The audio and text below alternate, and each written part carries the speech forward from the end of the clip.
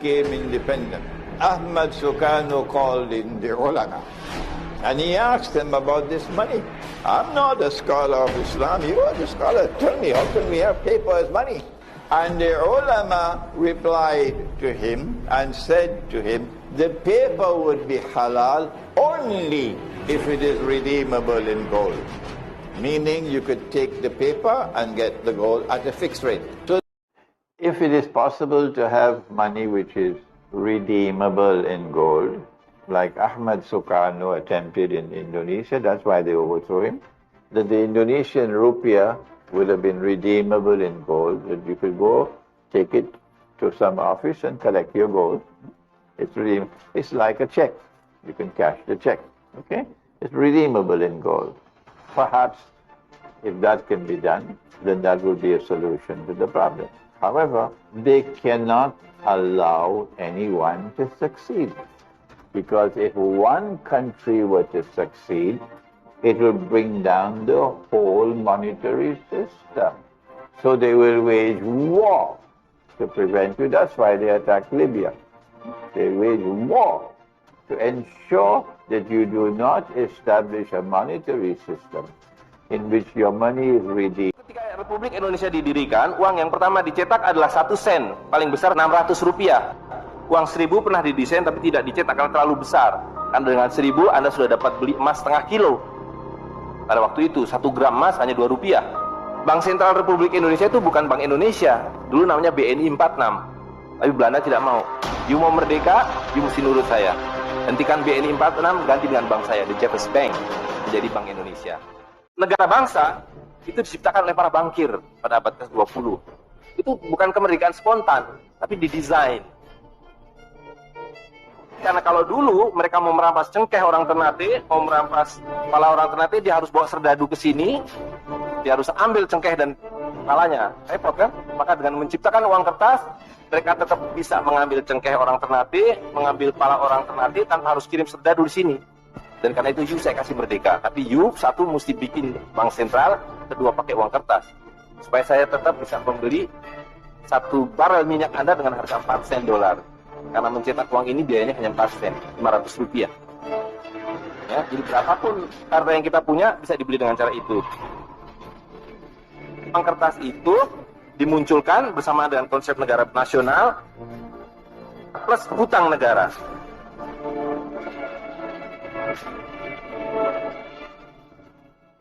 Ketika para sultan berkuasa, para sultan berikan emas dan perak kepada rakyat. Para sultan sudah disingkirkan, diganti oleh para bankir, emas dan perak mereka ambil, diberikan kertas. Itu yang terjadi dari abad ke-19. Dengan cara itulah kemiskinan dan pemiskinan dilakukan oleh para bankir. Maka apa yang harus kita lakukan adalah membalik seperti yang mereka dulu lakukan. Yang mereka dulu lakukan adalah mengambil emas dan perak dari orang tua kita, mereka lebur menjadi batangan, dia simpan di berangkas, dan kita dikasih toilet paper ini, kata Mahathir Muhammad. Maka yang harus kita lakukan sekarang sebelum ini jadi apa? Oncom. Kalau lebih berharga oncom. Tukarkanlah menjadi emas dan perak, menjadi dinar dan dirham, dan gunakan untuk muamalah. Karena Nabi sudah mengatakan akan datang satu zaman di mana semua yang kamu miliki tidak ada harganya, kehabisan nilai, kecuali dinar dan dirham, kecuali emas dan perak. Inilah mulkan jabriyah, inilah sistem yang menindas, kata Rasulullah SAW. Yang membuat kita makin kaya apa makin miskin? Makin miskin. Makin kerja keras apa makin leha-leha? Makin kerja keras. Dulu zaman saya kecil tuh gak ada warung buka sesudah maghrib itu. Jam 5 sore tutup, waktunya ngaji, waktunya ibadah.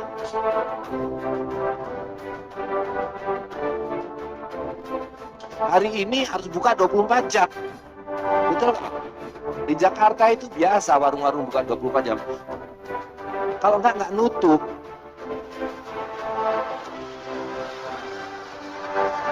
Nah, inilah kezaliman yang harus kita hentikan. Nah, ini zalim akibat dari satu sistem. Jadi yang mereka bilang inflasi itu bohong besar. Itu adalah penindasan. Inilah mulkan jabriyah. Berapa nisab rupiah? Ada. Nisab zakat berapa? 20 dinar atau 200 dirham. Zakat dolar gimana? Nggak ada nisabnya. Tujuan pokok dari dinar dan dirham adalah mengembalikan pembayaran zakat. Padi, zakat harus dibayar dengan padi. Kurma, dibayar dengan kurma. Gimana kita menentukan mau bayar pakai sihir? Nisabnya aja ada nggak? Berapa nisab rupiah? Zakat mal itu ditetapkan dengan emas dan perak, ya kan? Nisabnya 20 dinar dan 200 dirham. Zakatnya 2,5%, setengah dinar dan 5 dirham. Itu harus dibayarkan dengan emas dan perak. Tidak sah hukumnya, karena bagaimana mungkin ini pakai untuk bayar zakat, ini pengelabuan. Nilainya saja palsu. 100 tahun ini apa boleh buat? Tidak ada dinar dan dirham. Semoga Allah mengampuni semua orang yang membayar zakat dengan uang kertas. Tapi hari ini darurat ini udah putus karena dinar dan dirham sudah kembali.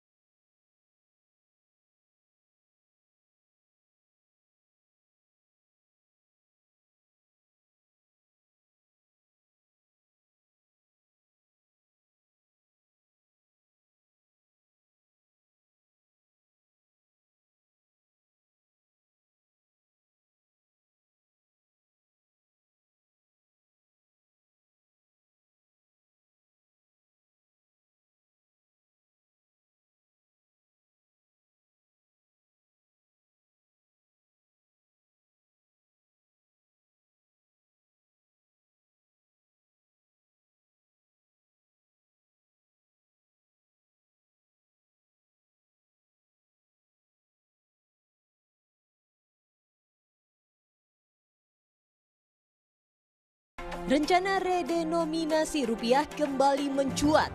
Setelah selama bertahun-tahun lamanya, redenominasi rupiah hanya sebatas rencana yang tidak pernah terwujud karena berbagai alasan.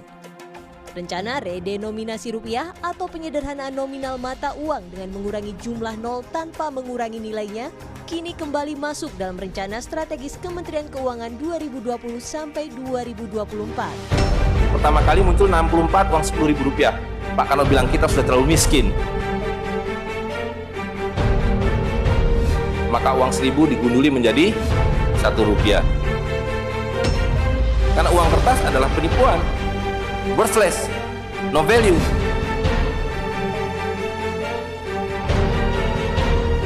Jadi redenominasi itu bukan untuk mengatasi inflasi, tapi untuk menutupi inflasi. Jadi itu adalah pengelabuan di atas pengelabuan di atas pengelabuan di atas pengelabuan.